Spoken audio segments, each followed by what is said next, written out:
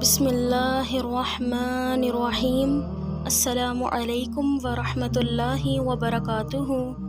ایسے نہ کہو، ایک شخص رسول اللہ صلی اللہ علیہ وآلہ وسلم کی سواری پر آپ کے پیچھے بیٹھا تھا کہ آپ کی سواری لڑکھڑا گئی تو اس شخص نے کہا، بیڑا غرق ہو شیطان کا۔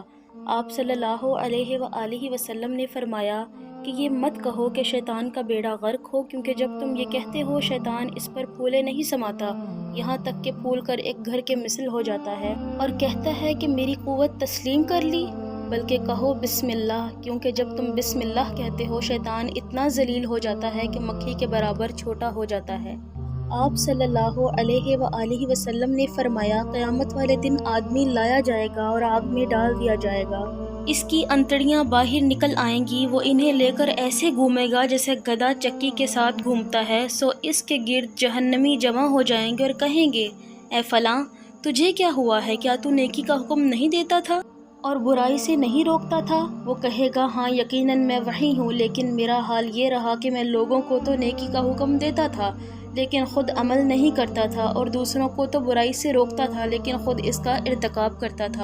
رسول اللہ صلی اللہ علیہ وآلہ وسلم نے فرمایا، ہمارے اور کافروں کے درمیان فرق نماز ہے، جس نے نماز چھوڑ دی اس نے کفر کیا۔ مسلمان اور کفر و شرک کے درمیان فرق نماز ہے۔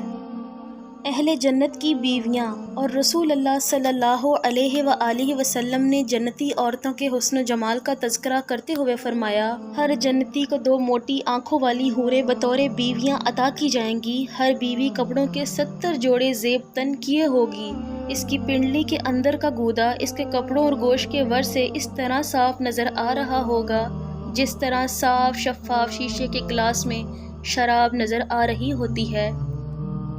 نبی کریم صلی اللہ علیہ وآلہ وسلم نے ایک آدمی کو کبوتر کا پیچھا کرتے ہوئے دیکھا تو فرمایا، شیطان ہے جو شیطان کا پیچھا کر رہا ہے۔